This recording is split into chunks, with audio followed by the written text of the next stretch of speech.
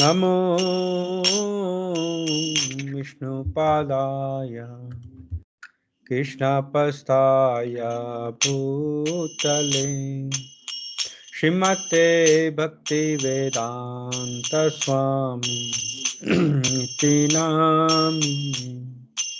नमस्ते सरस्वती देवी गौरवाणी प्रचारिणे निर्विशेषा शून्यवादी पाश्चात्यदेशतारिणे। जय श्री कृष्ण चैतन्य प्रभु नित्यानंद श्री अद्वैत गदाधर शिवसदि गौरा भक्तवृंद। हरे कृष्णा कृष्णा कृष्णा हरे हरे हरे राम राम राम हरे हरे हरे कृष्णा कृष्णा कृष्णा हरे हरे हरे राम राम राम हरे हरे हरे कृष्णा कृष्ण कृष्णा हरे हरे हरे राम राम राम हरे हरे हरे कृष्णा कृष्ण कृष्णा हरे हरे हरे राम राम राम हरे हरे जय राधा नीलमद श्री राधे जय राधा कुंज बिहारी राधा कुंज बिहारी श्री राधे जय राधा गिरधरी श्री राधे जय राधा दामोदर श्री राधे जय राधे राधे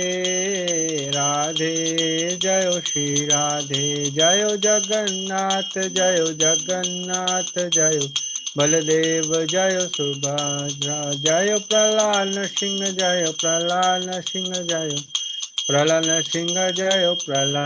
सिंह नित्य गौर हरि बोल हरि बोल नित्य गौर हरि बोल जय जय प्रभुपाद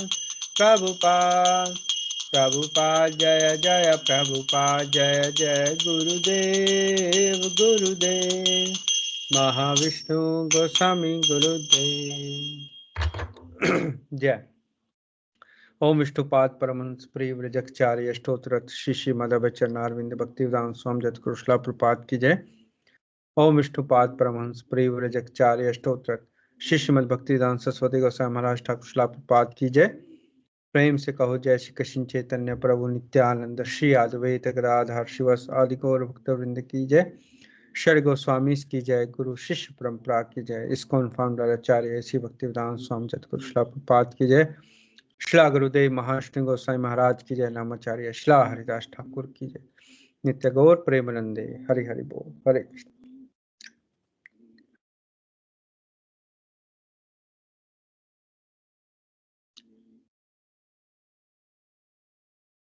जय श्रीला प्रपात की जय। श्रीला गुरुदेव की जय। ओम नमो भगवते वासुदेवाय। ओम नमो भगवते वासुदेवाय। ओम नमो भगवते वासुदेवाय। ओम अज्ञानं तिमिरन्धस्य ज्ञानञ्जनशलाकया चक्षुर्मृतं येन तस्मै श्रीगुरुवे नमः। श्रीचैतन्यमनोभीष्टं स्थापितं येन भूतले स्वयं रूपा कथामयं ददाति स्वपदान्तिकं।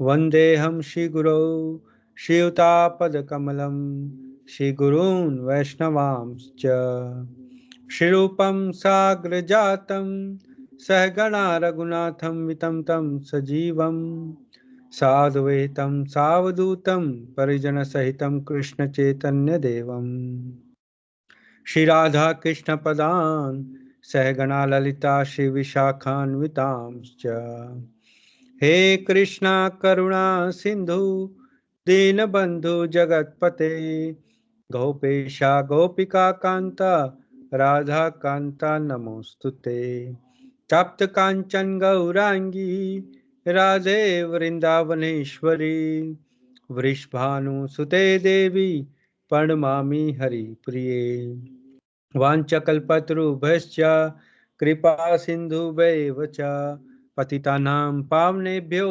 वैष्णवेभ्यो नमो नमः। नमो ॐ विष्णुपादाय कृष्णापष्ठाय भूतले श्रीमते महाविष्णु गोस्वामिनिति नामिने। नमो ॐ विष्णुपादाय कृष्णापष्ठाय भूतले श्रीमते भक्तिवेदांत स्वामिनिति नामिने। नमस्ते सारस्वती देवे गौरवाणी प्रचारिणे निर्विशेषा शून्यवादी पाश्चात्य देश तारणे। जय श्री कृष्ण चैतन्य प्रभु नित्यानंदा श्री अद्वैता गदाधार शिवासादि गौर भक्त वृंद। हरे कृष्णा कृष्णा कृष्णा हरे हरे हरे राम राम राम हरे हरे। हरे कृष्ण कृष्णा कृष्ण हरे हरे हरे राम राम राम हरे हरे। नारायण नमस्कृत्य नरं चैव नरोत्तमं देवीं सरस्वतीं व्यासं ततो जयमुदीरयेत्। नष्टप्रायेषु भद्रेषु नित्यं भागवत सेवया भगवती उत्तम श्लोके भक्तिर्भवति नैष्ठिकी। हरे कृष्णा कृष्ण कृष्ण हरे हरे हरे राम राम राम हरे हरे। जय जगत गुरु शिला प्रपात की जय। शिला गुरुदेव महाराष्ट्र गोस्वामी महाराज की जय। भगवद गीता आज टीच की जय। श्रीमद् भागवतम पुराण की जय। नित्य गौर प्रेमानंदे हरि हरि बोल। हरे कृष्णा। हरे कृष्णा प्रिय भक्तों प्रिय मित्रों, आज के हरे कृष्णा वीकेंड हरियाणा के प्रोग्राम में आपका स्वागत है। और ये प्रोग्राम हरे कृष्णा वीकेंड नामक संस्था जो न्यूजीलैंड की संस्था है उनके द्वारा आयोजित किए जाते हैं। और इस संस्था के जो प्रोग्राम हैं उनके शुरुआत या उनका आरंभ जो है 19 अप्रैल 2002 को श्रीमान अम्बरीश दास प्रभु जी और उनकी पत्नी श्रीमती पूर्ण प्रज्ञा देवी दासी माता जी और उनके पुत्र श्रीमान कृष्ण समर्पण कृष्णदास द्वारा उनके गुरुदेव परम पूज्य महाविष्णु गोस्वामी महाराज की आज्ञा पाकर आरंभ किया था। और उनके ही प्रशिक्षण में उनकी शिक्षा के द्वारा मैं ये प्रोग्राम कर पा रहा हूँ, तो इसके लिए मैं उनका हर जैसे बहुत बहुत आभार प्रकट करता हूँ। थैंक यू वेरी मच प्रभु जी। हरे कृष्णा। हरे कृष्णा। तो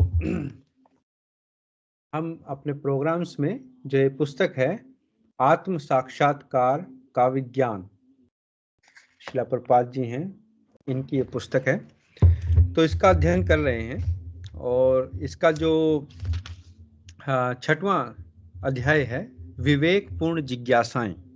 जिज्ञासाएं मतलब प्रश्न करना, और विवेकपूर्ण मतलब बुद्धिमता से प्रश्न करना, ऐसे बेफजूल के नहीं जिनका कोई दूरगामी कुछ अर्थ है। जैसे हमारे शास्त्रों में है, पिछले सप्ताह हमने पढ़ा अथतो ब्रह्म जिज्ञासा, मतलब ब्रह्म के बारे में जिज्ञासा। ब्रह्म यानी अध्यात्म, पर ब्रह्म जो भौतिक नहीं है, आध्यात्मिक है, आध्यात्मिकता के बारे में जिज्ञासा। तो हमने देखा कि पिछले सप्ताह शिला प्रपात जी ने बताया कि बच्चे जो छोटे बच्चे होते हैं बार बार प्रश्न करते हैं, उनका उत्तर माँ बाप देते हैं, लेकिन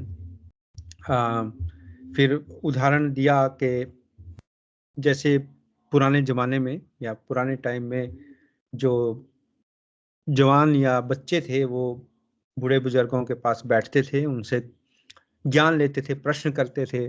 ऐसे संस्कृति आगे बढ़ती थी। आजकल टाइम कुछ और है, लेकिन ये पहले की बात है। और फिर उदाहरण दिया महाराज परीक्षित का, कि महाराज परीक्षित कैसे उनको श्राप मिला, और फिर उन्होंने उनके पास 7 दिन थे, और जिससे उन्होंने बुद्धिमत्ता से काम लिया और सुखदेव गोस्वामी से प्रार्थना की कि वो उनको श्रीमद् भागवतम पुराण सुनाएं। तो ऐसे कुछ पॉइंट्स है लास्ट वीक जो हमने कवर किए हैं, और इसके बारे में हमने कुछ चर्चा भी की थी। तो आगे पढ़ते हैं कि आज श्रील प्रभुपाद जी आज के जो इस अध्याय में आगे क्या बता रहे हैं। ठीक है। मनुष्य जीवन में हमें इस शाश्वत तथ्य अथवा सत्य को जानने का सुअवसर प्राप्त होता है। अतः वेदांत सूत्र के आरंभ में ही यही परामर्श दिया गया है कि चूंकि हमारे पास यह अमूल्य जीवन मानव जीवन है, इसलिए हमारा कर्तव्य है कि अभी ही यह जिज्ञासा करें कि ब्रह्म यानी परम सत्य क्या है।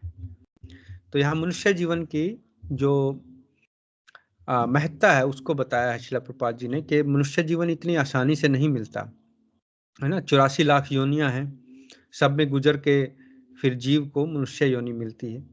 और इसमें आकर भी हमारा जो कर्तव्य है या हमारा जो लक्ष्य है जीवन का, वो यही है कि हम ब्रह्म के यानी परम सत्य के बारे में खोज करें, प्रश्न करें, जिज्ञासा करें।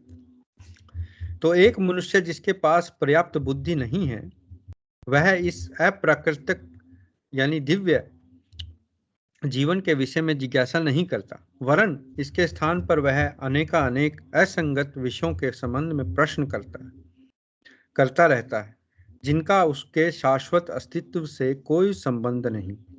जीवन के आरंभ से ही वह माँ, पिता, शिक्षक, पुस्तकों और अन्य दूसरे स्रोतों से जिज्ञासाएं करने लगता है, परंतु उसे अपने वास्तविक जीवन की सही जानकारी नहीं होती। जैसा पहले वर्णन किया गया है, परीक्षित महाराज को इस सूचना के रूप में चेतावनी दी गई थी कि 7 दिनों के अंदर उनकी मृत्यु हो जाएगी। इतना सुनते ही उन्होंने अगली अवस्था की तैयारी के लिए तत्काल ही अपने राजमहल का त्याग कर दिया था। राजा के पास मृत्यु की तैयारी करने के लिए कम से कम 7 दिन थे, किंतु जहां तक हमारा संबंध है, यद्यपि हम भले ही जानते हैं कि हमारी मृत्यु निश्चित है, तथापि हमको मृत्यु की निश्चित तिथि की कोई भी जानकारी नहीं रहती।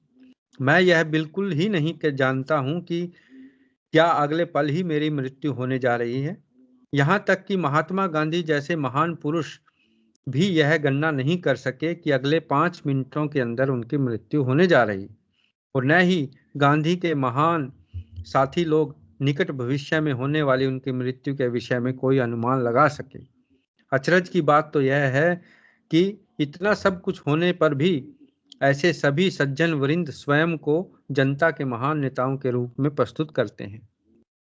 तो यहाँ श्रील प्रभुपाद जी ने खोल के बता दिया कि जिनके अंदर पर्याप्त बुद्धि नहीं होती, वो ऐसी जिज्ञासाएं नहीं करते, उनको पता ही नहीं होता है ना। पता ही नहीं होता मतलब वो उस लेवल पर जाकर सोचते नहीं कि हमें ब्रह्म की जिज्ञासा करनी चाहिए, हमें परम सत्य की जिज्ञासा करनी चाहिए, क्योंकि वहां तक वो सोच नहीं पाते हैं। बुद्धिमता यानी विवेक का यही अर्थ है। और फिर आगे उदाहरण श्रील प्रभुपाद जी दे रहे हैं परीक्षित महाराज का, है ना। 2 उदाहरण दिए, महात्मा गांधी का और परीक्षित महाराज का। परीक्षित महाराज जी ने क्या किया, जब उनको पता लगा कि मृत्यु होने वाली है, उन्होंने तुरंत उसकी व्यवस्था की कि आगे क्या करना चाहिए। महल छोड़कर वो सुखदेव गोस्वामी के पास गए। लेकिन बड़े बड़े जो नेता हैं हमारे, जो हिस्ट्री में है, महात्मा गांधी जी जिनको महात्मा कहा गया है, उनको भी ये नहीं पता था कि अगले पल उनकी मृत्यु है। हालांकि हमें नहीं पता, हम में से किसी को नहीं पता अगले पल क्या होने वाला है, लेकिन उनको आगाह भी किया गया था, लेकिन फिर भी वो नहीं माने। और ऐसे ही जो उनके साथ जो लोग थे उनको भी नहीं पता था। और अचरज की बात क्या है कि वो अपने आप को बहुत बड़े नेता मानते हैं, है ना। तो यही भ्रामक जो भ्रम है, माया जाल है, इसके बीच में हम फंसे हुए हैं कि अपने आप को बहुत बुद्धिमान समझ रहे हैं, लेकिन ये नहीं पता कि अगले पार होना क्या है। तो असली जिज्ञासा जो अगर हम थोड़ा बैठकर सोचें कि असली जिज्ञासा क्या है, असली जो हमारी प्रश्न होने चाहिए वो किसके बारे में होने चाहिए। मैं ये नहीं कह रहा हूँ कि हमें सब कुछ छोड़ देना चाहिए, है ना, इसके बारे में पिछले बार भी हमने चर्चा की। हमारी रोजमर्रा का जो जीवन है, जो क्योंकि ये जो शरीर है इसको मेंटेन रखने के लिए, इसको पालने के लिए तो रोटी कपड़ा मकान चाहिए, है ना, तभी तो हम फिर अध्यात्म की जिज्ञासा कर पाएंगे। लेकिन क्या यही जो भौतिकता है, क्या यही सर्वोपरि है? ऐसा नहीं है। ऐसा सोचना मूर्खता है, कम बुद्धिमानी है। मतलब बुद्धिमानी कह ही नहीं सकते इसको। असली बुद्धिमत्ता क्या है कि ये समझना कि ये सर्वे सर्वा नहीं है, this is not all in all. एक पल के अंदर सब कुछ बदल जाता है, एक पल के अंदर। इमेजिन करो अगर कुछ हमारे परिवारजन में मृत्यु हो जाए तो एक पल के अंदर सब कुछ परिवर्तन हो जाएगा, सब कुछ चेंज हो जाएगा। जीवन फिर वैसा नहीं रहेगा जैसा हम जी रहे हैं। क्यों? क्योंकि हम इस भ्रम में जी रहे हैं कि मृत्यु होगी ही नहीं। क्योंकि अगर ये भ्रम ना हो तो काफी कुछ बदल सकता है। हमारे जीवन का जो जीवन जीने की जो शैली है, जीवन जीने का तरीका है, वो बदल जाएगा। क्योंकि चाहे हम लाख सुनते रहें, लाख सत्संगों में जाके सुनते रहें कि हाँ हम आत्मा है, हम शरीर नहीं है, शरीर तो बदल जाता है, शरीर की मृत्यु होती है, आत्मा की नहीं होती है, लेकिन हमारे जीवन जीने के ढंग से पता चलता है कि ये सत्य हमें फैक्चुअली पता है या बस खाली किताबी ज्ञान है। क्योंकि जीवन जीने का ढंग किसी भी व्यक्ति का झूठ नहीं बोल सकता, चाहे कोई कितना बड़ा महात्मा है, चाहे महात्मा गांधी है, कोई भी है। अगर उनके जीवन जीने का ढंग वैसा नहीं है जैसा वो बता रहे हैं या पढ़ रहे हैं, या तो इसका मतलब है कि कहीं गड़बड़ है ना। तो कोशिश ये होनी चाहिए कि हमारी ज्यादा से ज्यादा कि जो वैदिक ज्ञान हमें मिल रहा है, जो आध्यात्मिक ज्ञान हमें मिल रहा है, हमें उसके अकॉर्डिंग जीना चाहिए, उसके अनुसार जीना जीने की कोशिश करनी चाहिए जहां तक हो सके। तो यही विवेकपूर्ण कहलाएगा, यही बुद्धिमत्ता कहलाएगी। आगे पढ़ते हैं। यह जीवन और मृत्यु की अज्ञानता ही है जो एक पशु को मनुष्य से अलग करती है।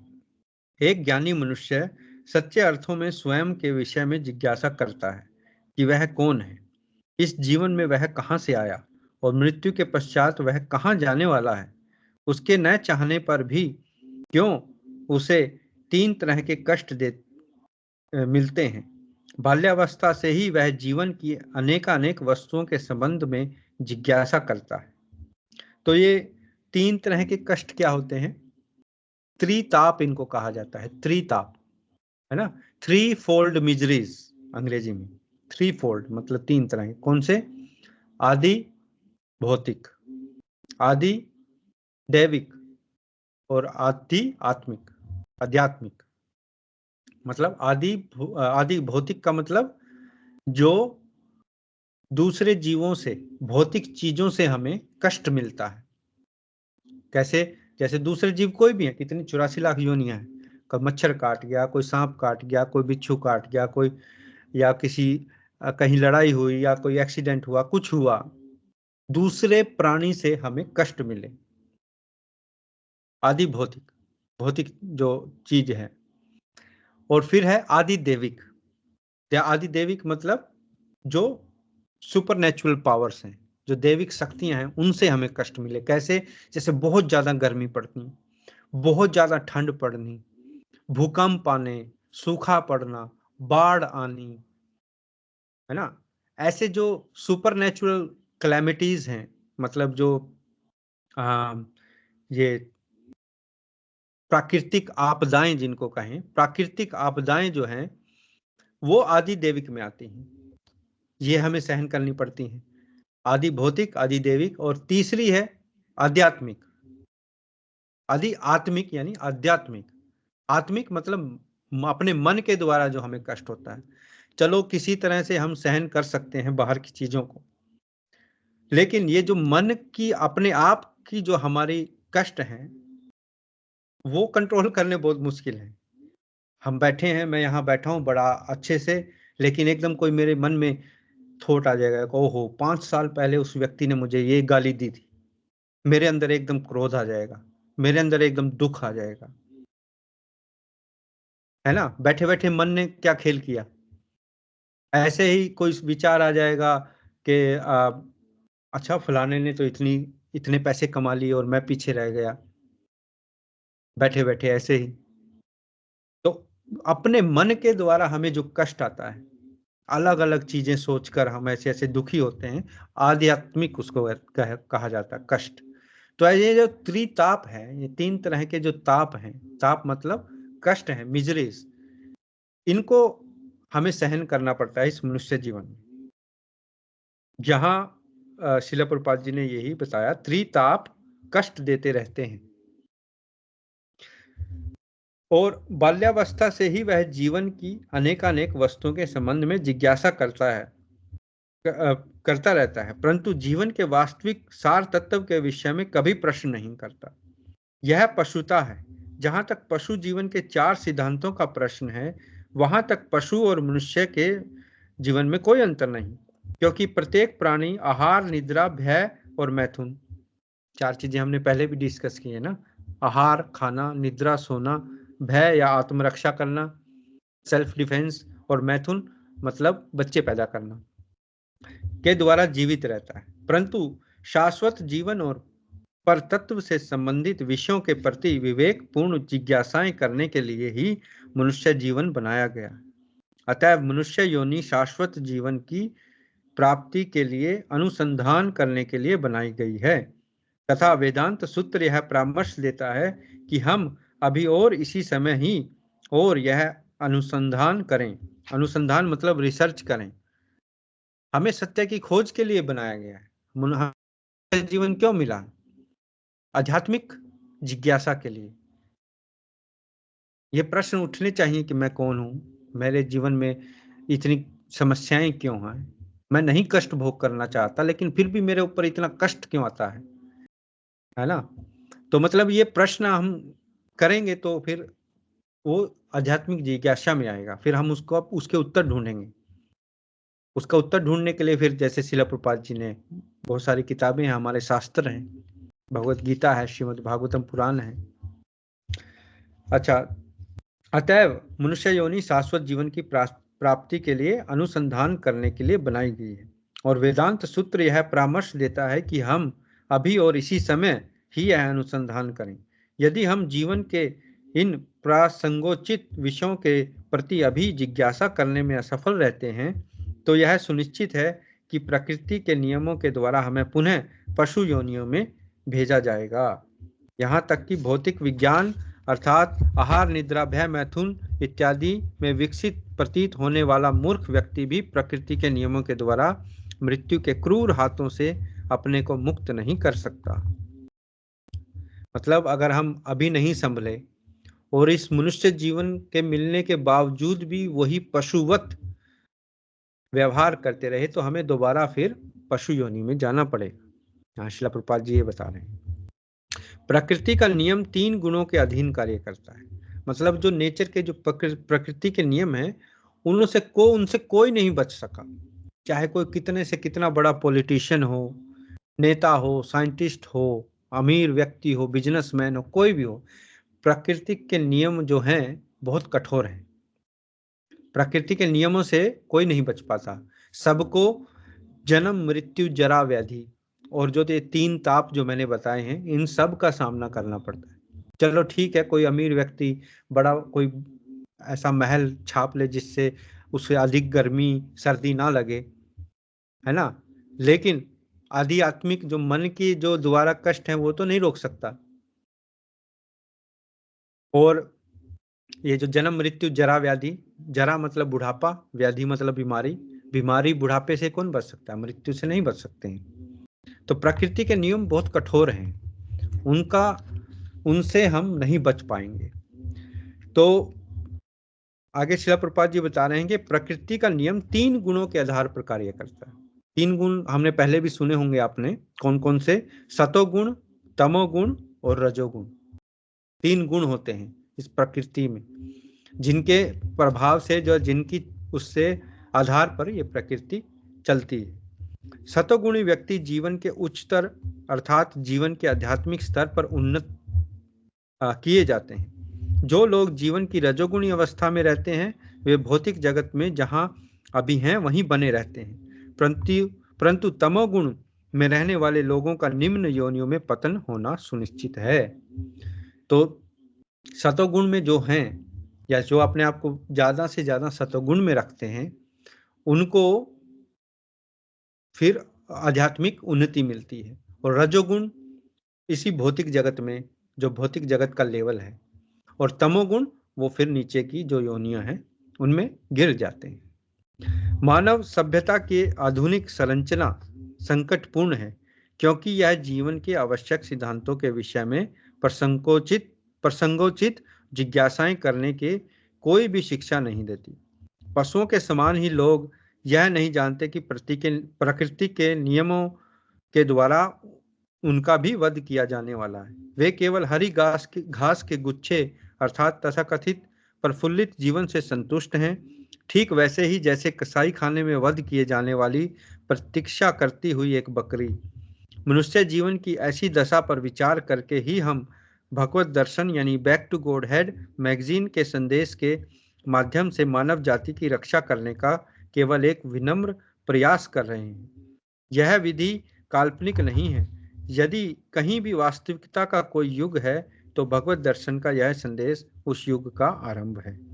तो ये आर्टिकल जो है ये भगवत दर्शन यानी बैक टू गॉड हेड जो मैगजीन है शिला प्रभुपाद जी की, उससे लिया गया है, जो बहुत पहले 1950-60 के दशक में शिला प्रभुपाद जी चलाया करते थे।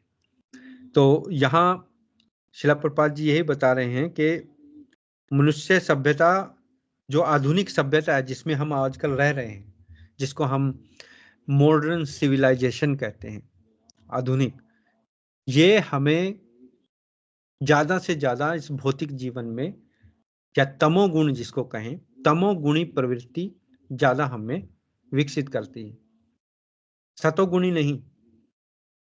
तभी तो आप देखो ना, कितने ही विज्ञापन हैं आपको दिख जाएंगे सड़कों के किनारे कितने ही कसाई खाने आपको दिखेंगे, शराब की दुकानें दिखेंगी, और पता नहीं ना जाने क्या क्या व्यभिचार वाली चीजें आपको दिखेंगी, है ना।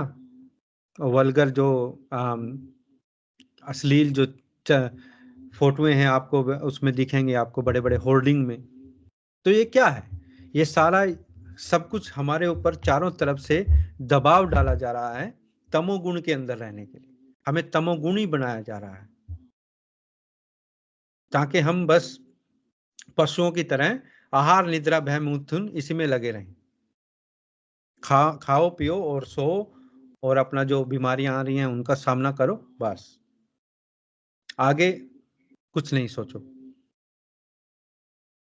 हमको एक मशीन की तरह बनाने की कोशिश की जा रही है इस आधुनिक सभ्यता में। तो श्री सुखदेव गोस्वामी के अनुसार वास्तविकता यह है कि एक ग्रह मेधी अर्थात वह व्यक्ति जिसने परिवार, समाज, समुदाय, राष्ट्र अथवा मानवता के कार्यकलापों में अपने आप को इस प्रकार बांध लिया है जैसे कि वध के लिए तैयार एक बकरी एक पशु के समान ही है। मतलब यहाँ 2 शब्द आपको मिलेंगे। वैसे तो जब हम आम बोलचाल की भाषा में कहते हैं कि प्रभु जी गृहस्थ लाइफ है, गृहस्थ जीवन है, सब कुछ चलता है ना। गृहस्थ का हम शब्द का प्रयोग करते हैं, गृहस्थ। वास्तव में गृहस्थ जो है एक आश्रम है ना। हम बहुत पहले हमने डिस्कस किया था कि हमारा जो वैदिक समाज था, वैदिक जो काल था, सभ्यता थी जो वैदिक, उसमें जो मनुष्य का जीवन है वो 4 अवस्थाओं में बांटा हुआ था। कौन से 4 आश्रम थे?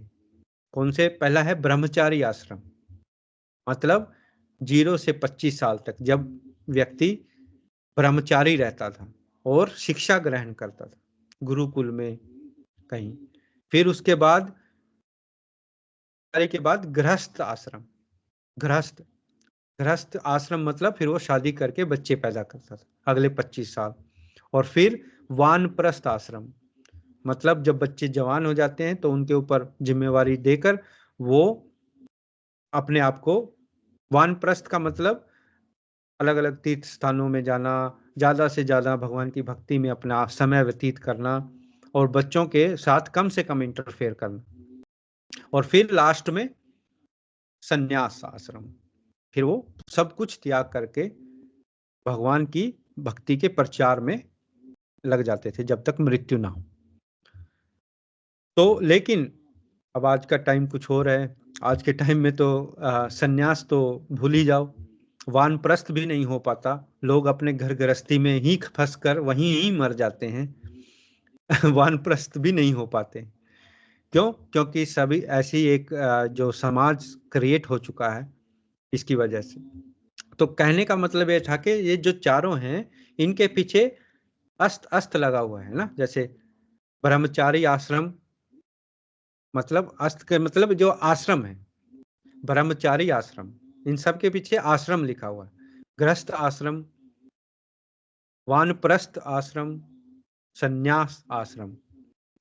तो जो ये आश्रम क्यों है, इनको आश्रम क्यों कहा गया है? आश्रम का मतलब है कि प्रत्येक अवस्था में, किसी भी आश्रम में हम हैं, हमारे सेंटर ऑफ लाइफ भगवान है, हमारे जीवन का केंद्र भगवान कृष्ण है।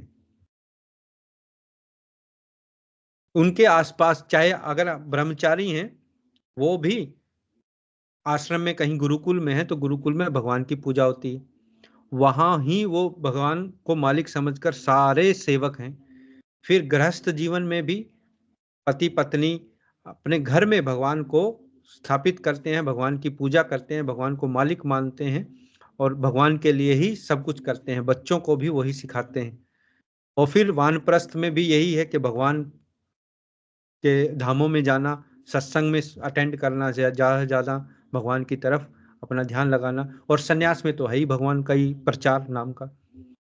तो इसकी वजह से आश्रम है। तो यहाँ शब्द का प्रयोग हुआ है ग्रह मेधी। एक तो है गृहस्थ और दूसरा है ग्रह मेधी। गृहस्थ तो वो है जो पूरा परिवार भगवान को सेंटर में रखकर, भगवान को केंद्र में रखकर जी रहा है, पालन कर रहा है, उनको कहा जाएगा गृहस्थ। लेकिन जहां ग्रह मेधी उसको कहा जाता है जो जहां सब अपनी इंद्रिय तृप्ति के लिए काम कर रहे हैं, कोई भाव भगवान का नाम निशान नहीं है घर के अंदर, सभी अपनी अपनी इंद्रियों की तृप्ति कर रहे हैं और अपने ही स्वार्थों का निर्वाह कर रहे हैं। तो ऐसे को कहा जाता है ग्रह मेधी। यहाँ शिला प्रभुपाद जी कह रहे हैं कि ग्रह मेधी वो है, वह व्यक्ति जिसने परिवार, समाज, समुदाय, राष्ट्र अथवा मानवता के कार्यकलापों में अपने आप को इस प्रकार बांध लिया है जैसे कि वध के लिए तैयार एक बकरी, एक पशु के समान ही है वह। मतलब जैसे पशु होता है, बस जो आहार निद्रा भय मैथुन इसमें ही लगे हुए हैं, उनको फिर गृहमेधी कहा जाए, उनको ग्रस्त नहीं कहा जाता। ग्रस्त तो एक आश्रम है। आश्रम मतलब उसको पालन करना पड़ता है भगवान को केंद्र में रखकर, तब वो गृहस्थ बनता है। तो ऐसे व्यक्ति की प्रवृत्ति बकरी के समान ही है। गृहमेधी स्वयं को पशु जीवन की समस्याओं और आवश्यकताओं अर्थात आहार निद्रा भय मैथुन से अनावश्यक ही बांधे रखता है। उसे परतत्व का कोई ज्ञान नहीं होता। ऐसा मनुष्य कदापि एक पशु से श्रेष्ठ नहीं है, भले ही वह शारीरिक, राजनीतिक, आर्थिक, सांस्कृतिक, शैक्षणिक या अस्थायी एवं भौतिक दृष्टिकोण से संबंधित विषयों के प्रति जिज्ञासा भी करे, परंतु यदि उसने आध्यात्मिक जीवन के सिद्धांतों के संबंध में जिज्ञासा नहीं की तो उसे अनियंत्रित इंद्रियों का दास अर्थात एक अंधा व्यक्ति माना जाएगा जो एक गड्ढे में गिरने वाला है। गृहमेधी व्यक्ति का यह वर्णन है। तो यही गृहमेधी कहलाता है। गृहमेधी से ठीक विपरीत है गृहस्थ, जो अभी हमने डिस्कस किया। गृहस्थ आश्रम अर्थात आध्यात्मिक पारिवारिक जीवन का आश्रय लेना उतना ही उत्तम है जितना कि एक सन्यासी का जीवन अर्थात सन्यास आश्रम। कहा जाता ना, आपने भी सुना होगा सत्संगों में भी, कि गृहस्थ जीवन जो है वो उसको अगर हम ठीक से पालन करें तो वो सन्यासी के बराबर है। चाहे कोई गृहस्थ हो अथवा सन्यासी, महत्वपूर्ण बात यह है कि मनुष्य प्रसंगोचित जिज्ञासाएं करे। वह सन्यासी ढोंगी है जिसको प्रसंगानुरूप जिज्ञासाओं में कोई रुचि नहीं, और ऐसा गृहस्थ प्रमाणिक है यदि उसकी अभिरुचि ऐसी जिज्ञासाएं करने के प्रति है। गृहमेधी व्यक्ति केवल पशु जीवन की आवश्यकताओं में ही रुचि रखता है। प्रकृति के नियमों के द्वारा जहाँ गृहमेधी का जीवन विपत्तियों से पूर्ण है, वहाँ गृहस्थ का जीवन आनंद से परिपूर्ण है। परंतु आधुनिक मानव सभ्यता में गृहमेधी लोग गृहस्थ का स्वांग कर रहे हैं। इसलिए हमें यह जानना चाहिए कि कौन क्या है। गृहमेधी का जीवन दुर्गुणों से पूर्ण होता है, क्योंकि वह नहीं जानता कि पारिवारिक जीवन में किस प्रकार रहना चाहिए। न ही उसको यह ज्ञात है कि उसके वश के परे एक ऐसी शक्ति है जो उस गृहमेधी व्यक्ति के कार्यकलापों का निरीक्षण और नियंत्रण करती है। भविष्य जीवन अर्थात अगले जीवन के प्रति ऐसे व्यक्ति की कोई भी धारणा नहीं होती। गृहमेधी अपने भविष्य के प्रति अंधा रहता है और प्रसंगानुरूप जिज्ञासाएं करने में उसकी कोई रुचि नहीं होती। उसमें केवल एक ही योग्यता रहती है कि वह उन मिथ्या वस्तुओं की आसक्ति की बेड़ी से बांधा रहता है जो उसके अस्थायी अस्तित्व के अंतर्गत उस व्यक्ति के संपर्क में आ जाती। तो यहाँ गृहमेधी का बड़ा अच्छा उदाहरण है, कि हम सब इस संसार में हैं, लेकिन अगर ये जिज्ञासाएं हम नहीं कर रहे हैं, केवल पशुवत जीवन व्यतीत कर रहे हैं, तो गृहमेधी हम भी गृहमेधी बनेंगे। मुझे एक उदाहरण याद आता है कि ऐसा क्यों है। ऐसा इसलिए है कि बचपन से हमें ये शिक्षा नहीं मिलती। बचपन से जो ये कल्चर है वो खो चुका है ना। पहले क्या होता था कि इन चीजों के बारे में बच्चों को जानने का अवसर मिलता था, जिससे उनके अंदर जिज्ञासाएं आती थी। अब मैं अपना उदाहरण लेता हूँ। जब मैं छोटा था तो मेरी जो ग्रैंड मदर है, दादी हैं, उनकी मृत्यु हो गई। तो उसके पश्चात मैं अभी टीनेजर भी नहीं था, टीनेजर से भी छोटा ही था समझो, लेकिन मुझे याद है। तो घर में आपको पता है कि हम सब परिवार में जब मृत्यु होती है तो एक गरुड़ पुराण का पाठ रखते हैं। तो गरुड़ पुराण मैंने बड़े ध्यान से जब वो रखा तो उसके अंदर नाना प्रकार की नरक की और कैसे कैसे यातनाएं मिलती हैं, है ना। मनुष्य योनि में के बाद मनुष्य जो ऐसे ऐसे काम करते हैं उनका क्या क्या फल मिलता है। तो ऐसे ऐसे उसके अंदर वर्णन था, जिसका सोचकर मेरे अंदर जिज्ञासाएं उत्पन्न हुई कि ऐसा क्यों है, ऐसा क्या मतलब, ऐसा कहाँ होता है और कैसे होता है। लोग मतलब उसको यातनाएं दे रहे हैं यमलोक पे, यमदूत, और फिर भी वो मर नहीं रहा। क्यों नहीं मर रहा है? मतलब एक बार तो मर गया, अब दोबारा कैसे मरेगा?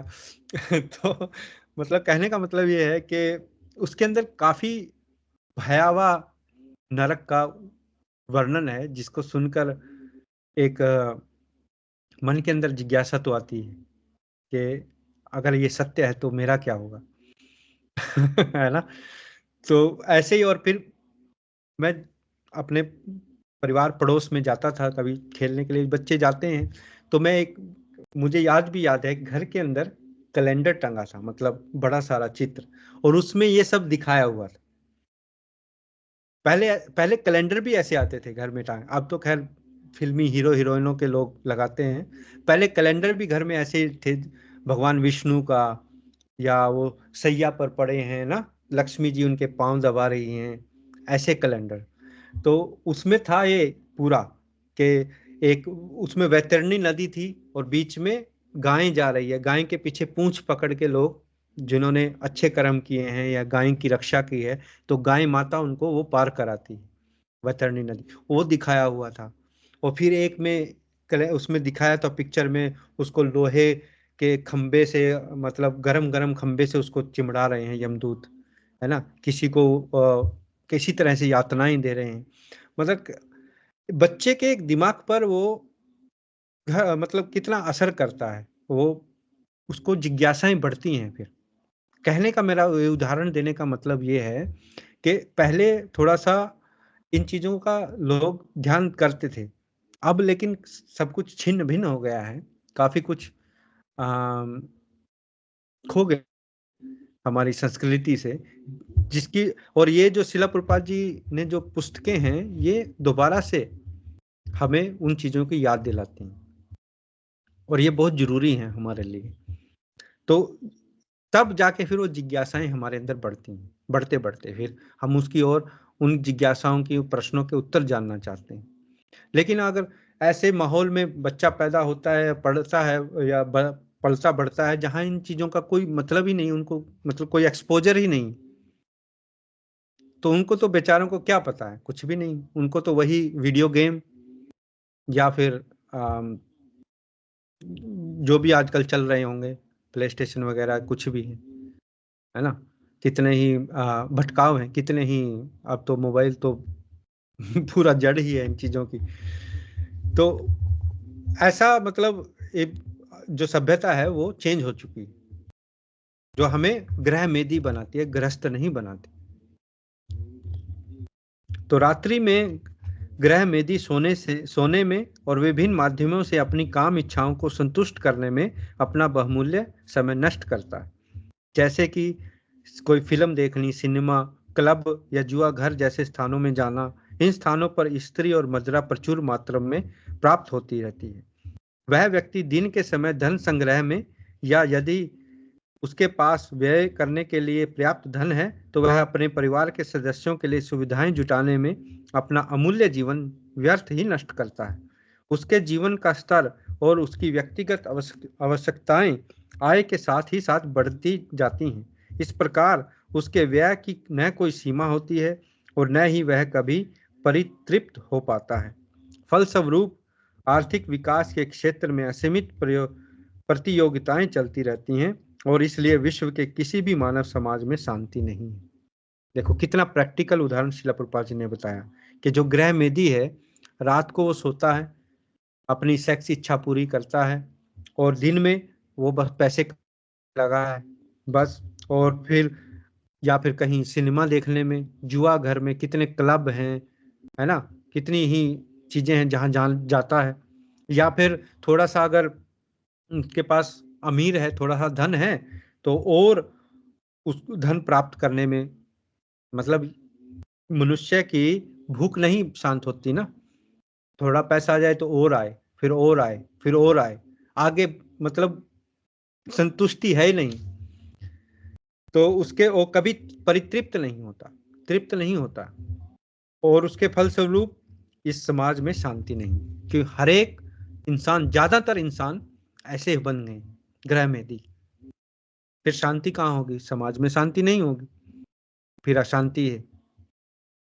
और प्रत्येक व्यक्ति इन्हीं प्रश्नों के द्वारा किन किम कर्तव्य विमूढ़ है कि कैसे धन कमाया जाए और तत्पश्चात उस किस प्रकार उसको खर्च किया जाए। परंतु अंततः मनुष्य को माता प्रकृति की दया पर ही निर्भर रहना पड़ता है। कितना ही हम धन कमा लें, कुछ कमा लें, लेकिन मदर नेचर जो है, जो प्राकृतिक माता है, उस पर ही हमें निर्भर रहना पड़ता है। प्रकृति के साथ अगर हम छेड़छाड़ करते हैं तो फिर तो बहुत मुश्किल है जीना। जब उत्पादन का अभाव होता है या दैविक उत्पात होते हैं, तब योजना बनाने वाले दीन या राजनीतिक क्रूर प्रकृति के दोष देते हैं। मतलब जब जैसे बाढ़ आ गई या बहुत ज्यादा गर्मी से फसल नष्ट हो गई, है ना, इतने सारी, जब उत्पादन कम होगा तो ये जितने नेतागण हैं ये कहेंगे कि ओ ये तो प्रकृति के कारण हुआ, ये तो मदर नेचर से हुआ। परंतु अत्यंत सावधानी पूर्वक वे यह अध्ययन करने से दूर रहते हैं कि कैसे और किसके द्वारा प्रकृति के नियम नियंत्रित किए जाते हैं, किंतु भगवत गीता स्पष्ट करती है कि प्रकृति के नियम परम सत्य पूर्ण पुरुषोत्तम भगवान श्री कृष्ण के नियंत्रण में कार्यशील हैं। भगवत गीता में श्लोक है, मया अध्यक्षेण प्रकृति ही, कि मैं अध्यक्ष हूं प्रकृति का, मेरी अध्यक्षता के अंदर प्रकृति काम करती है, भगवान कृष्ण कहते हैं। एकमात्र भगवान ही प्रकृति और प्राकृतिक नियमों के नियंत्रक हैं। महत्वाकांक्षी भौतिकतावादी कभी कभी प्रकृति के नियम के एक अंश का परीक्षण करते हैं, परंतु वे इस पर ध्यान कभी नहीं देते कि इन नियमों को बनाने वाला कौन है। उनमें से अधिकांश व्यक्ति परम पुरुष अर्थात भगवान के अस्तित्व में भी विश्वास नहीं रखते, जो प्रकृति के नियमों का नियंत्रण कर रहे हैं। ये भौतिकतावादी अपने को केवल उन सिद्धांतों से संबंधित मानते हैं जिनके आधार पर विभिन्न तत्व प्रतिक्रिया कर रहे हैं, परंतु वे उस परम निर्देशन से कोई सरोकार नहीं रखते जिसके कारण ये प्रतिक्रियाएं संभव हो पाती। इस संबंध में न तो उनके पास कोई युक्ति संगत प्रश्न है और न ही कोई उत्तर, किंतु द्वितीय वेदांत सूत्र ब्रह्म से संबंधित इस परम आवश्यक प्रश्न को स्वीकार करते हुए यह उत्तर देता है कि पर ब्रह्म पर तत्व भगवान से ही प्रत्येक वस्तु की उत्पत्ति हुई है। अंततः वे पर ब्रह्म पुरुषोत्तम अर्थात परम पुरुष हैं। जय शिला प्रभुपाद की जय। तो हम आज यहीं रुकेंगे क्योंकि यह अध्याय काफी लंबा है, तो जो हमने अभी तक पढ़ा है उसके बारे में थोड़ी सी चर्चा कर लेते हैं, या कोई आपका प्रश्न है या फिर आपको टिप्पणी करना चाहते हैं जो पॉइंट्स शिला प्रभुपाद जी ने बताए। देखो कितने अच्छे मतलब प्रैक्टिकल पॉइंट हैं। ऐसा नहीं है कि खाली किताबी ज्ञान है कि जिससे कि हमें कुछ पता ही ना लगे कि ये तो बस खाली किताबों में होता है, हमारे जीवन में नहीं, ऐसा नहीं। तो शिला प्रभुपाद जी के जो उदाहरण हैं, जो ये नॉलेज है, ये प्रैक्टिकल है और ये हमें समझ में भी आती है। तो चलिए देखते हैं आपका कोई प्रश्न है या कोई टिप्पणी है। हरे कृष्णा, आप अपना माइक खोलकर बोल सकते हैं।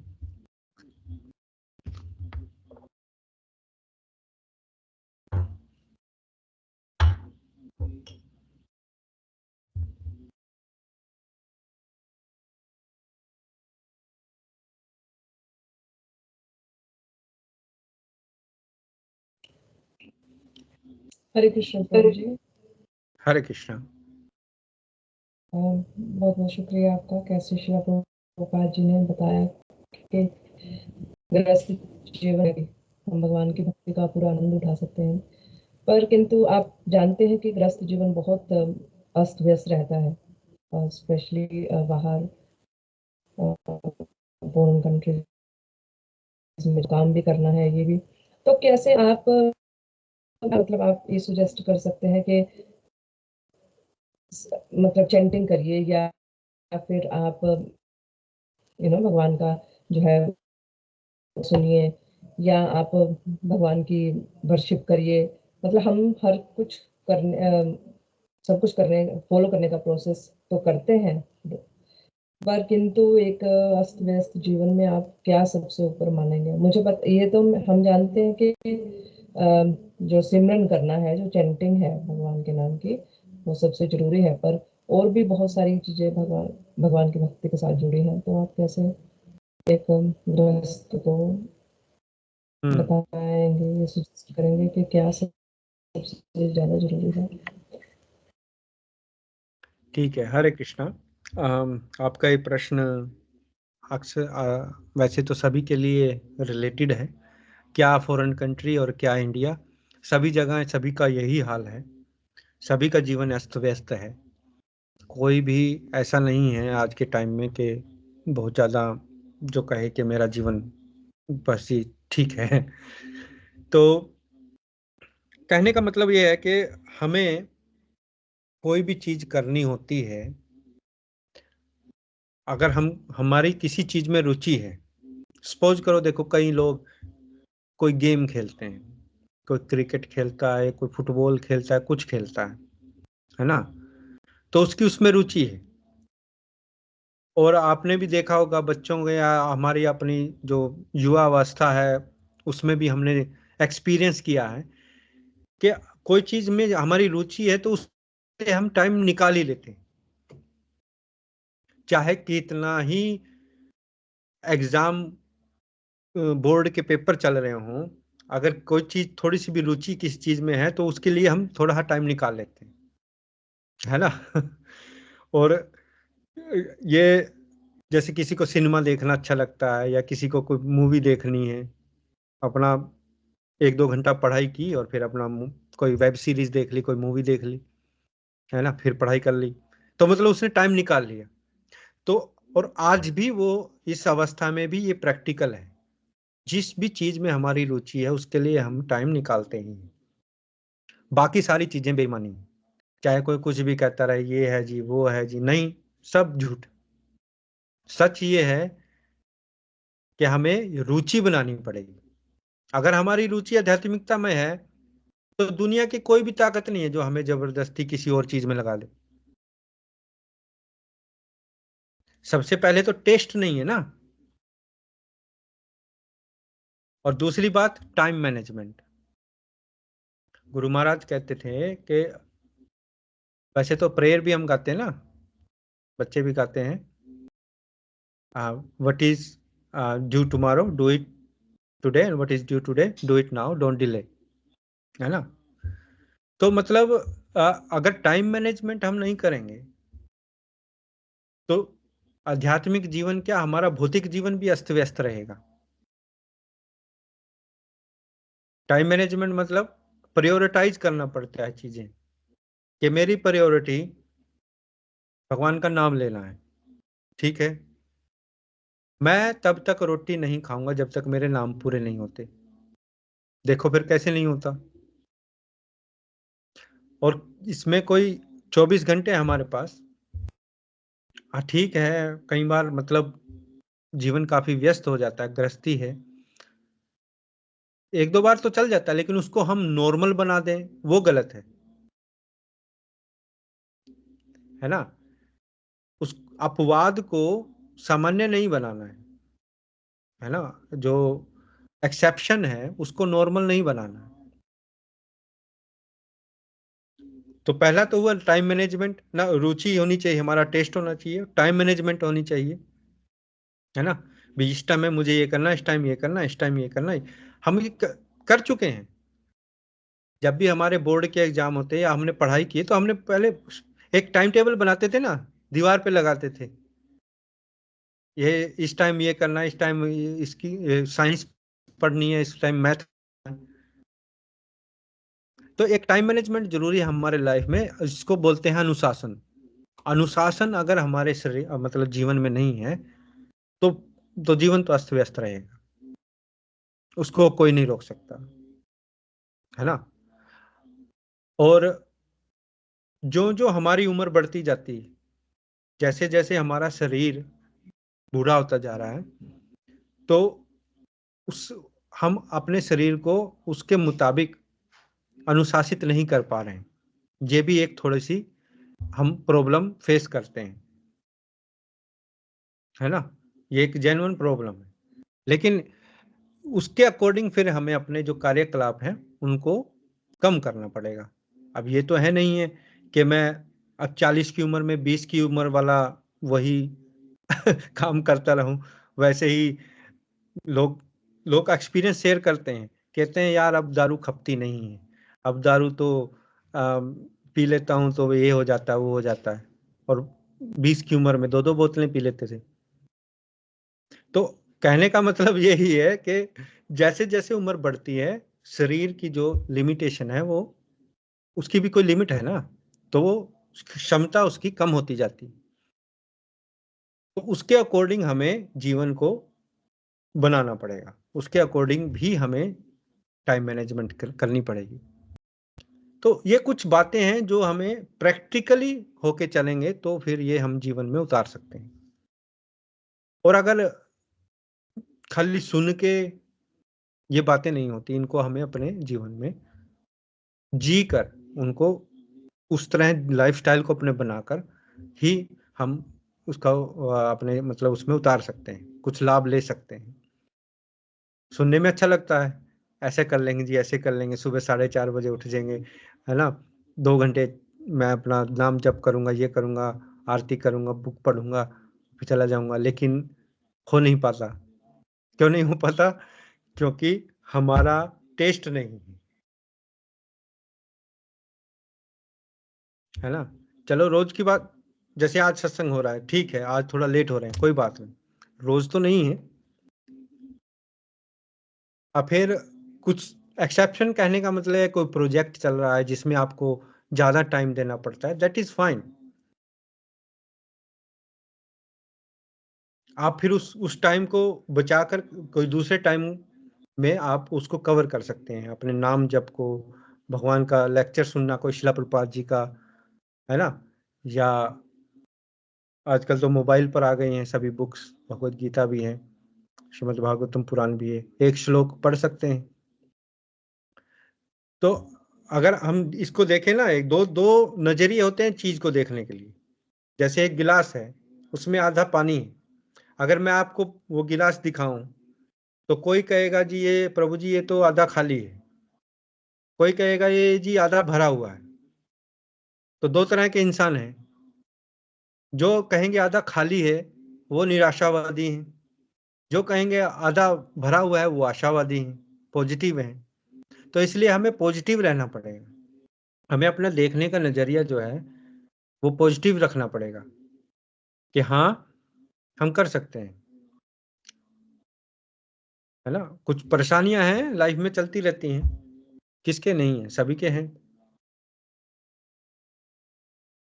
भौतिक काम भी तो कर रहे हैं ना, जॉब तो नहीं छोड़ दी, चाहे कितने से कितना पहाड़ हो, घर परिवार में किसी की मृत्यु भी हो जाए, जाके आ जाएंगे, लेकिन फिर भी काम करेंगे, अपनी जॉब नहीं छोड़ेंगे ना। क्यों नहीं छोड़ेंगे? क्योंकि भौतिकता में तो बस वही जीवन समझा हुआ है ना हमने।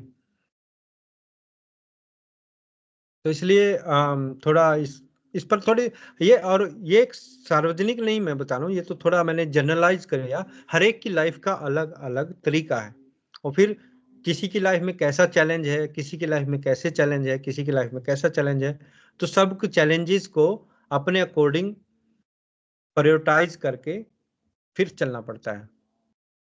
सबको थोड़ा थोड़ा अपने जीवन के अकॉर्डिंग एक स्लॉट बनानी पड़ेगी कि हाँ मुझे 2 घंटे तो निकालने ही है अपने लिए, जिसमें मैं चैंटिंग करूं, भगवान की बुक पढूं, शिला प्रभुपाद की, है ना, कोई लेक्चर सुनूं, कुछ करूं। 24 घंटे में से 2 घंटे नहीं निकाल सकते,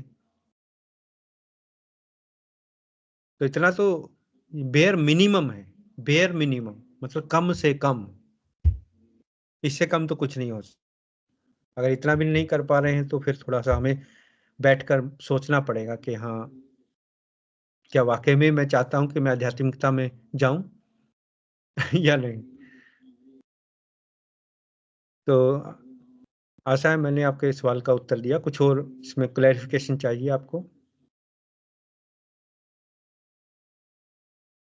ठीक है, हरे कृष्णा। ये थोड़ा सा टची सब्जेक्ट है, सभी की लाइफ में आते हैं से उतार चढ़ाव, लेकिन डिवोटी या भगवान का भक्त वही है जो भक्ति ना छोड़े। जैसे हमने पिछले बार भी पढ़ा था ना, कि गिरता है फिर वो खड़ा होता है, फिर गिरता है फिर खड़ा होता है, फिर गिरता है फिर खड़ा होता है। डिवोटी की खासियत ही यही है, गिरना नॉर्मल है, क्योंकि माया है, माया तो गिराएगी, लेकिन खड़े होकर फिर चलना उसी रास्ते पर, ये खासियत डिवोटी की है ना। ठीक, हरे कृष्ण। हरे कृष्णा। और कोई प्रश्न है आपका किसी का, या कोई टिप्पणी है, आप कृपया बोलिए, फिर हम समापन करेंगे।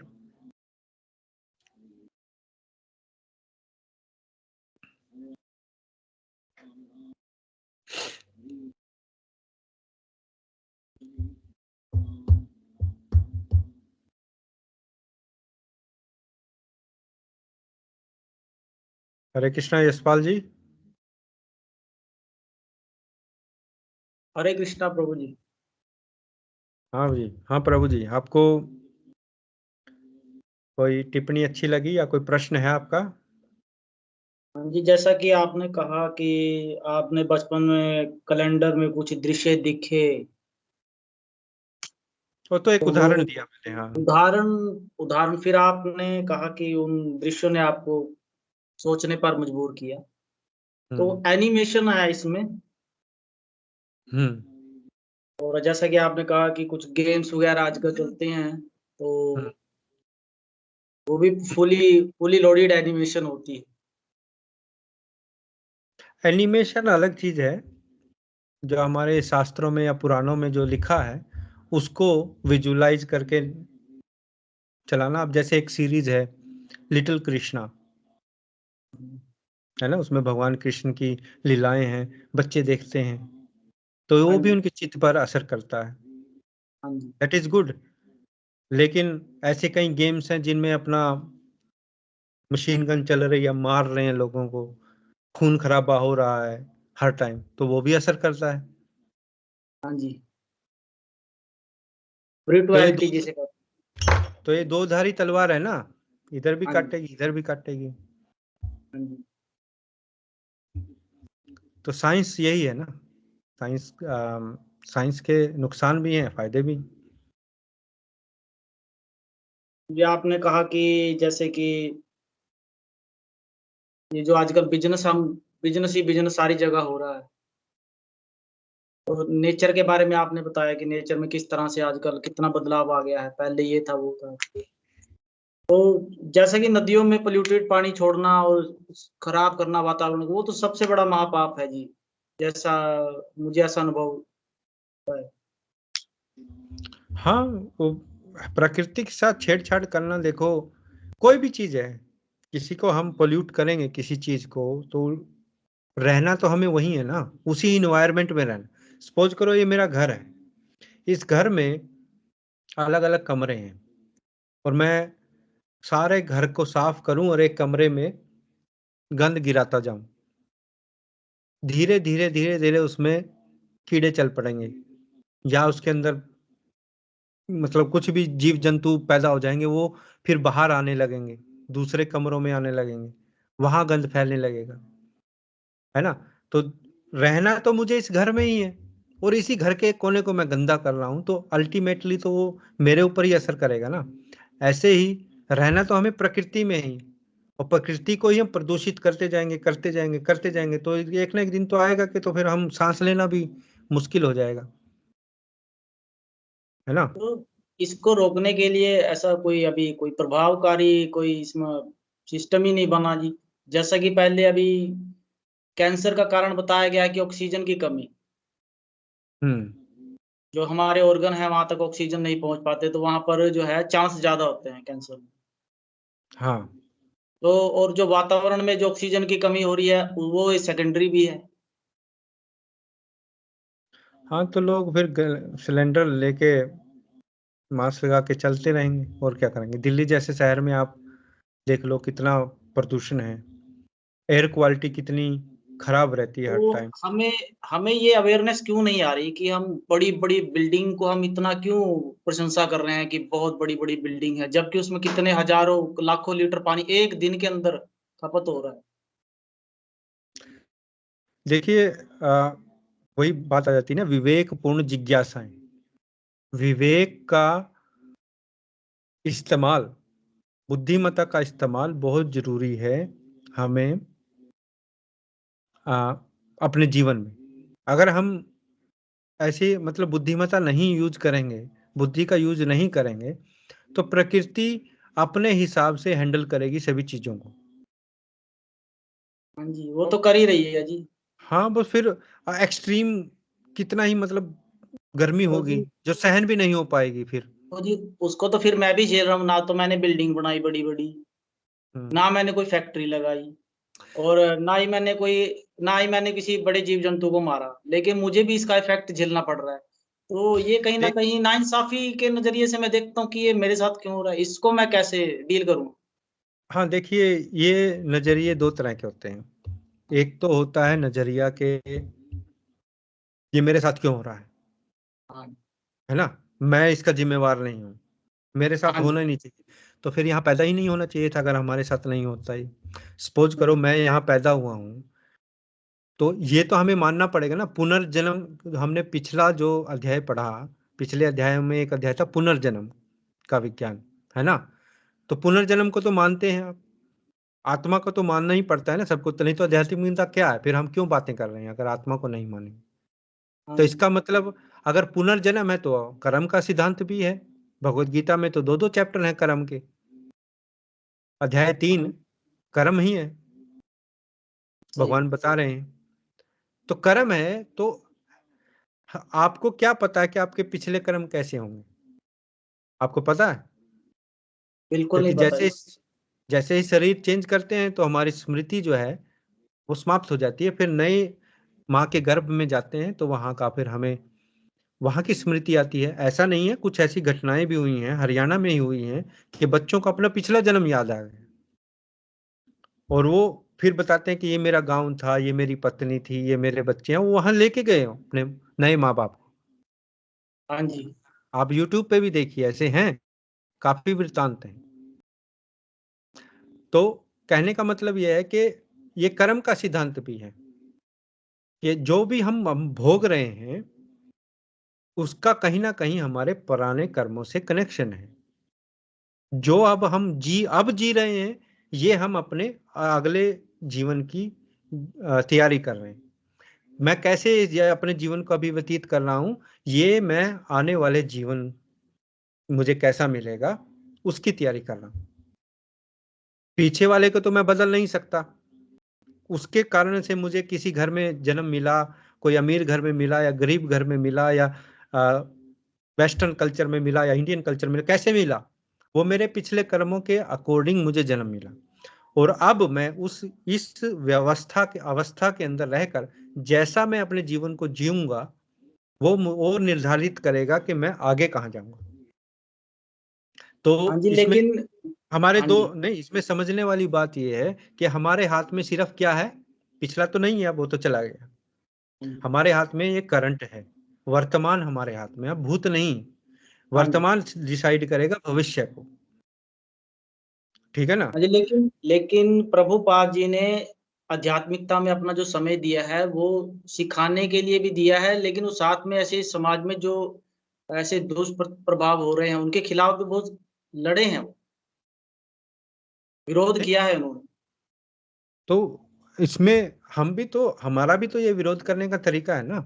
समझो एक व्यक्ति है, मेरी कैपेसिटी है कि मैं 10 किलो वजन उठा सकता हूँ, और एक आता है हट्टा कट्टा जिसके इतने इतने बड़े बड़े डोले हैं, वो 1 क्विंटल उठा लेता है, उसकी कैपेसिटी 1 क्विंटल की, ठीक है। शिला प्रभुपाद जी प्योर डिवोटी हैं, उनको भगवान की तरफ से शक्तियां हैं, उन्होंने अंग्रेजों तक के हृदय परिवर्तन कर दिए। हाँ जी, बिल्कुल सत्य बात। उनके उठाने की शक्ति 1 क्विंटल है, मेरे उठाने की शक्ति 10 किलो है। बस मैं सिर्फ यहाँ जितनी मेरी कैपेसिटी है, मैं अपनी फुल कैपेसिटी से वो काम करने की कोशिश, वही काम शिला प्रभुपाद जी की बुक्स पढ़ के, है ना। तो इस प्रकार अगर हम हर एक व्यक्ति अपनी अपनी कैपेसिटी से अगर एक काम करे तो एक जागृति आती है, समाज में बदलाव आता है, प्रकृति के प्रति जागरूकता आती है, आध्यात्मिकता के प्रति जागरूकता आती है ना। हाँ जी। बाकी एक गांव देहात में एक कहावत भी है कि गेहूं के साथ गुण तो पिसता ही है हाँ जी। है ना।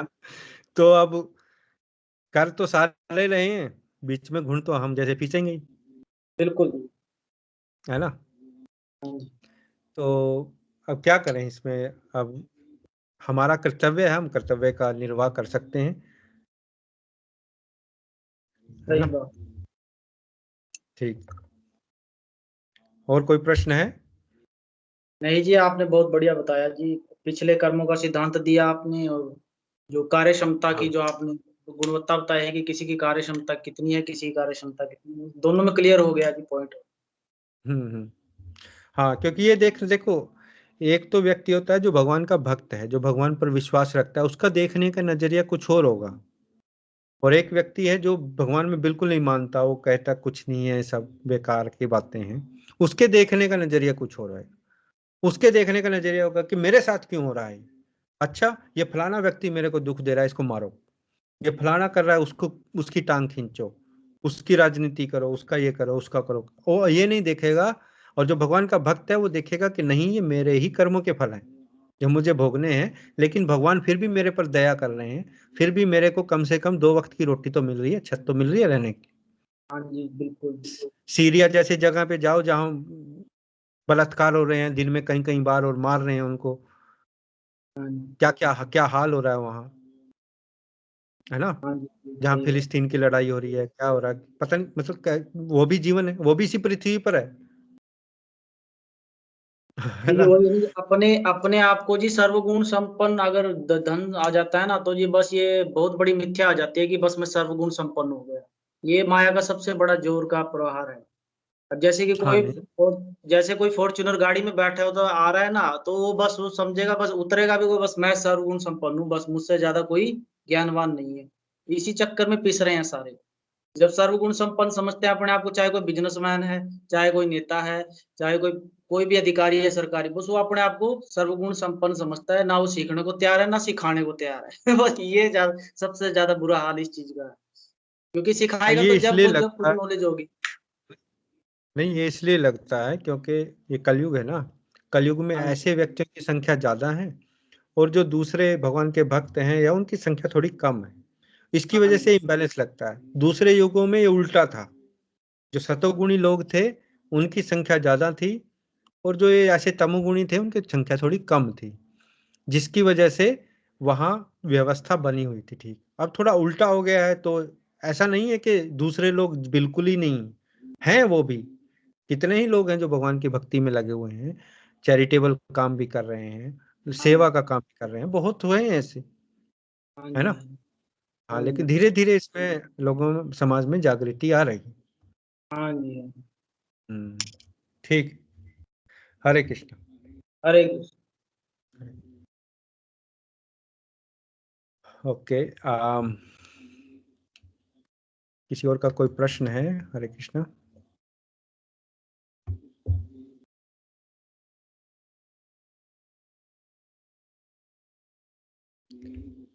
मैं बुलाता हूँ माधव को। Madhav,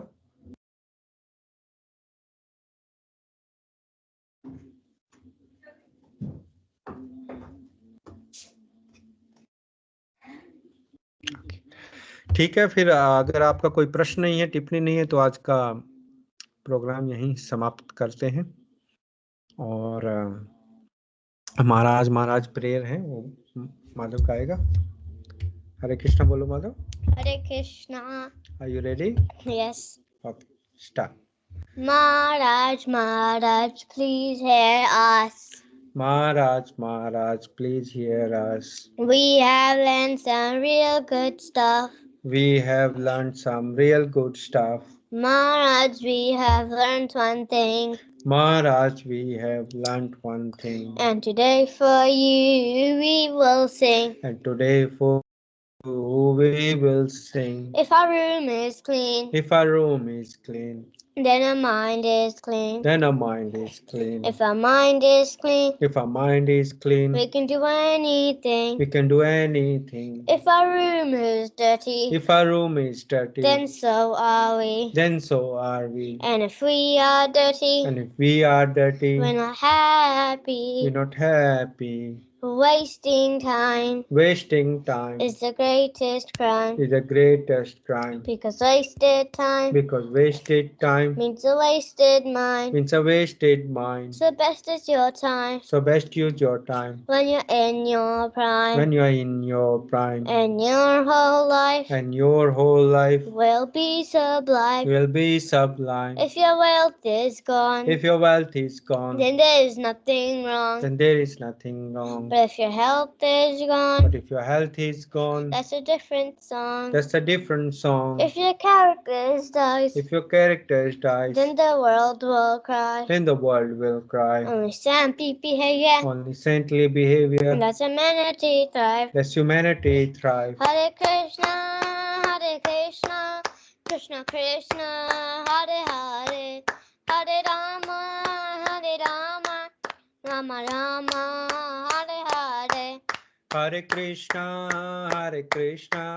Krishna Krishna, Hare Hare, Hare Rama, Hare Rama, Rama Rama, Hare Hare. We must always remember Krishna We must always remember Krishna and never forget him and too. never forget him too. But how are we to practice with there's so many things to do? But how are we to practice this with so many things to do? That is the greatest question. That is the greatest question. And here's the greatest clue. And here is the greatest clue. You must learn to acknowledge that Krishna remembers you. You must learn to work so nicely that Krishna remembers you. So listen very closely So listen very closely and make your thinking sharp. and make your thinking sharp. Let's learn how we can live and work so Krishna won't depart. Let's learn how we can live and work so Krishna won't depart. If something's due tomorrow, If something's due tomorrow, finish it today. finish it today. Whatever's due today, Whatever's due today, do it now, don't delay. do it now, don't delay. Your friends might be lazy Your friends might be lazy or doing bad things, or doing bad things, but you think again, but you think again, don't follow them, don't follow them, and you will win the end. and you will win the end. Whatever work we're given, Whatever work we're given, we do our very best. we do our very best. We only live it what we need and give Krishna the rest. We only live with what we need and give Krishna the rest. This is how to live, to work and to play. You learn to live this way, you'll see Krishna every day. This is how to live, to work and to play. You learn to live this way, you'll see Krishna every day. And when our time is up, he'll take us up above. We'll sing and dance to him with a heart full of love. When our time is up, he'll take us up above. We sing and dance with him with the heart full of love. So chant Krishna's name, his glories and his sin. His only with this world will ever become sin. So chant Krishna's name, his glories and his fame. So only way this world will ever become sane. Now please ask this greatest Now question please ask this greatest question and find this greatest clue. and find this greatest clue. And only remember You Krishna can only remember Krishna if Krishna remembers if you. Krishna remembers you. Hare Krishna, Krishna Krishna, Hare Hare, Hare Rama, Rama Rama, Hare Hare. Hare Krishna, Krishna Krishna, Hare Hare, Hare Rama, Rama Rama, Hare Hare. जय his holiness Mahavishnu गोसाई महाराज की जय। जय जगत गुरु शिला प्रपाद की जय। श्री अनंत कोटि वैष्णव वृंद की जय। नित्य प्रेमानंदे हरि हरि बोल। नमो अष्टोत्तराय कृष्ण प्रस्तापतले श्रीमते महाविष्णु स्वामी इति नामिने। नमो ओम श्रीपताय कृष्ण प्रस्तापतले श्रीमते भक्तिवेदांत स्वामी इति नामिने। नमस्ते सरस्वती देवे गणवाणी शालिने निर्विशेष शून्यवादी भाषा शालिने। हरे कृष्णा।